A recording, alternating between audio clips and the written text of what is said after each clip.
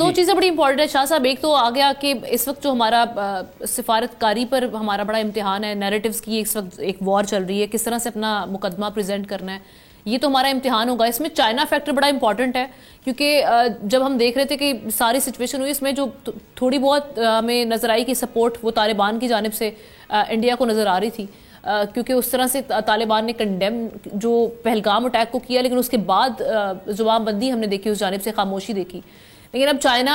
के साथ अमीर खान मुत्तकी साहब वहाँ पे फॉरेन मिनिस्टर थे, वहाँ पर उनके इंटरिम, पाकिस्तान से भी हम इसहाक डार साहब थे और चाइनीज़ भी वहाँ पर बैठे हैं, तो कुछ ना कुछ तो एक इम्पैक्ट पड़ा होगा, एक इन्फ्लुएंस है चाइना का। ऑब्वियसली अब सी पैक को भी एक्सटेंड कर रहे हैं, तो चाइना अफगानिस्तान को इस सिलसिले में कंटेन कर सकता है। तो ये जो एक हम सपोर्ट देख रहे हैं, एक बैकअप मिल रहा था इंडिया को, एक सपोर्ट मिल रही थी, वो भी कहीं ना कहीं हट रही है।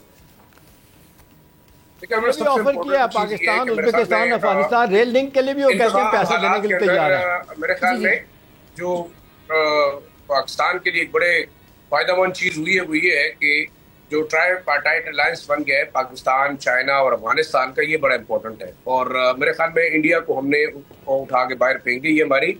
बहुत बड़ी डिप्लोमेटिक कामयाबी है। दूसरा, इससे पहले जो एक मीटिंग हुई थी और एम्बेसडर सादिक से मेरी जब बात हुई तो उन्होंने कहा कि बड़ा क्लियरली बता दिया गया था अफगानिस्तान को कि अगर वो सी पैक में शामिल होना चाहते हैं तो उनको गारंटीज भी देनी होगी। और उन्होंने दहशतगर्दी के खिलाफ पाकिस्तान के जो खास तौर पर कबायली इलाके और बलूचिस्तान है उसमें जो दहशतगर्दी हो रही है उसको रोकने के लिए इकदाम करने होंगे, वरना फिर जो है अगर वो नहीं कर सकते तो हम खुद इकदाम, अगर DLA, TIP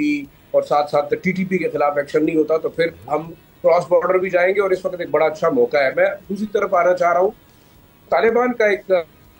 जिस तरीके से इब्राहिम मौजूद थे और हिंदुस्तान के फॉरेन मिनिस्टर जयशंकर ने उनकी मौजूदगी को कैश करने की कोशिश की, दुनिया को तासुर देने की कोशिश की। शायद अफगानिस्तान और इसराइल दो ऐसे ममालिक हैं जो उनकी साइड पे हैं।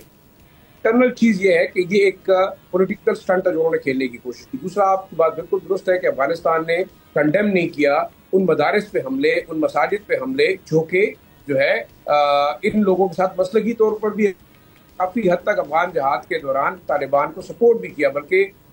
जो सिराजुद्दीन हकानी है और उनका जो ग्रुप है वो, और खासतौर पर हिकमत यार, वो जैश के और साथ साथ हिजबुल मुजाहिदीन के जो फाइटर्स इकट्ठे रहे भी और लड़े भी हैं, तो ये एक बड़ा अहम फैक्टर था। दूसरा, इस वक्त मैं एक बड़ी चीज आपको बताऊं, जो कि फॉर्मर CIA ऑपरेटर ने, उनका एक बयान आया है, बल्कि स्टेटमेंट आई है कि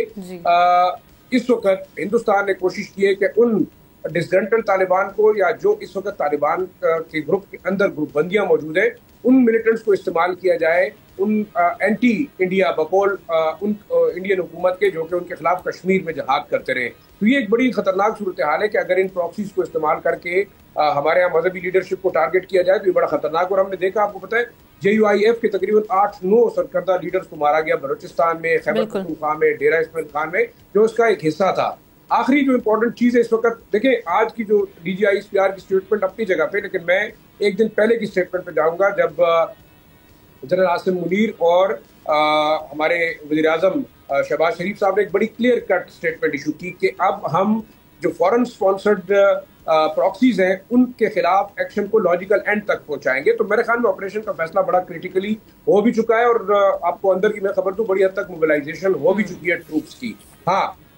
इंडिया की वजह से शायद ये थोड़ी देर के लिए पास हुआ था। दूसरा, अब देखें, हिंदुस्तान का जो यहाँ पे इन्फ्लुएंस था वो खत्म होता जा रहा है और BLA और साथ साथ TTP का मैं बताऊं आपके, TTP के जो मिलिटेंट्स हैं उनको बाकायदा नूर वली मसूद की जानिब से इंस्ट्रक्शन दी गई है कि वो अपने तमाम इलेक्ट्रॉनिक इक्विपमेंट ऑफ कर दें, वो ज़मीन ज़मीन चले जाए। और तालिबान की जानिब से बड़ा क्लियर कट बता दिया गया कि अब मजीद उनको जो है वो किसी किस्म का शेल्टर नहीं फराम।